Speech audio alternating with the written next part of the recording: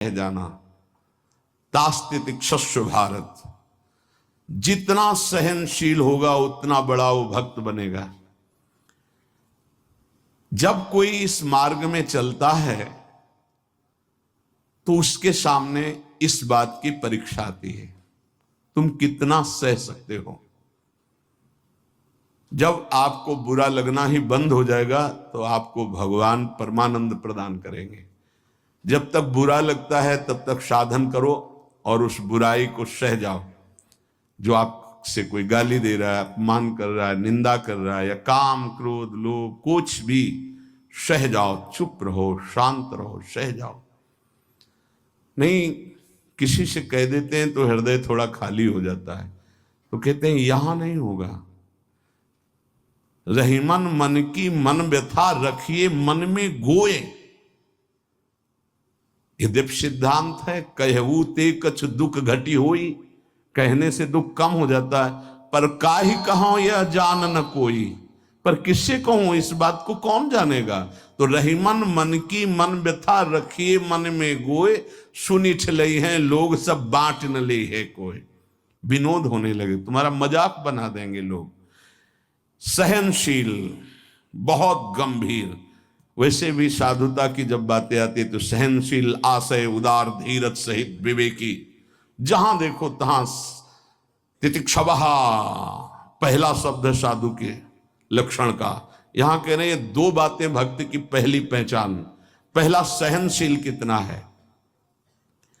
लोग उसे बुरा कहेंगे, उसकी हंसी उड़ाएंगे, उस पर कटाक्ष मारेंगे, उसका अपमान करेंगे, उसको छोड़ देने की धमकी देंगे, उसको लड़ने के लिए उत्साहित करेंगे, उसकी पराजय भी हो सकती है, पर वो शांत गंभीर, अपनी अंदर की वृत्ति को कभी विचलित ना होने दे, सह जाए।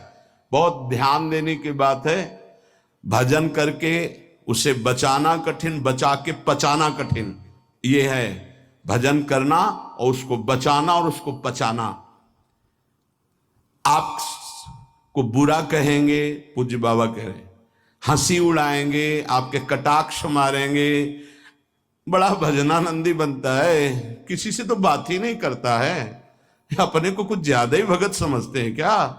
ऐसे क्या क्या कटाक्ष करेंगे, आपको लड़ने के लिए उकसाएंगे, उत्साहित करेंगे कि आप लौट कर उनको जवाब दीजिए, लड़िए।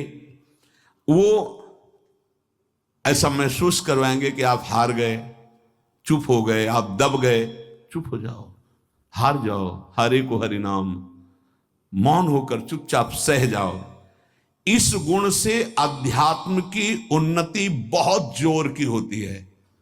सहिष्णु, सहनशीलता, तितिक्षा, इनको एक ही शब्द के पर्यायवाची है। सहित सहित बाढ़े भगत गृह तन गुरहित गार, सेवक जी महाराज कहते हैं।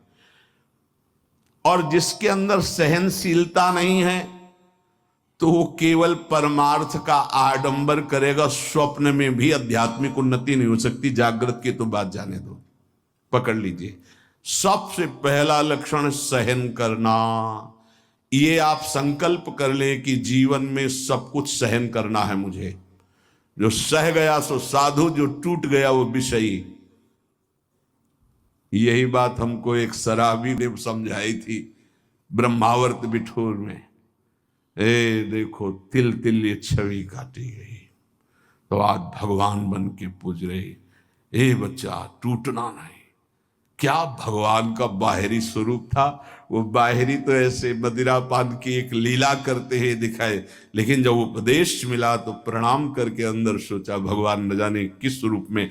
और वो शब्द जीवन में नहीं भूला।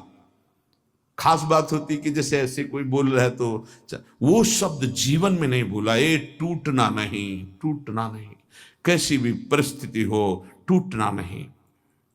यहां भी कह रहे जो सहिष्णु नहीं, सहनशील नहीं, वो आध्यात्मिक उन्नति जागृत की तो बात जाने दो, स्वप्न में भी नहीं होगी।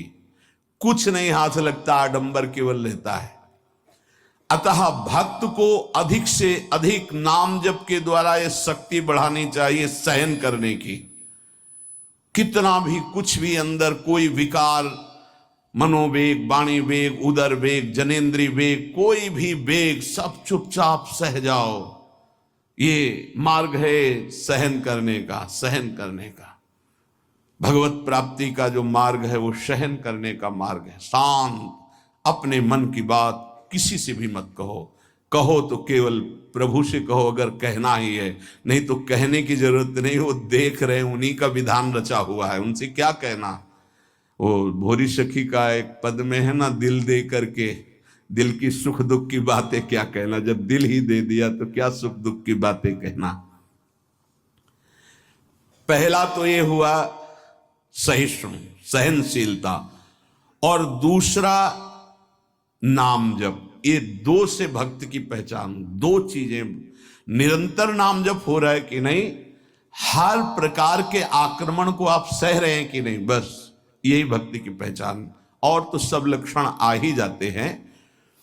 नाम में जितनी अधिक शक्ति है उतना कोई वर्णन ही नहीं कर सकता। इतनी अधिक अचिंत शक्ति नाम में है। नाम में जितना मन लगाओगे तो तुम्हारा मन निर्मल और तुम्हारा बल बढ़ता जाएगा और वो निर्बल होता जाएगा। दोनों बात समझ लो, मन निर्मल और निर्बल। निर्बल तुम्हारे अधीन। अभी क्या है, मन बलवान और हम उसके अधीन हैं, और मन मलिन तो हमको संसार में फंसा रहा है।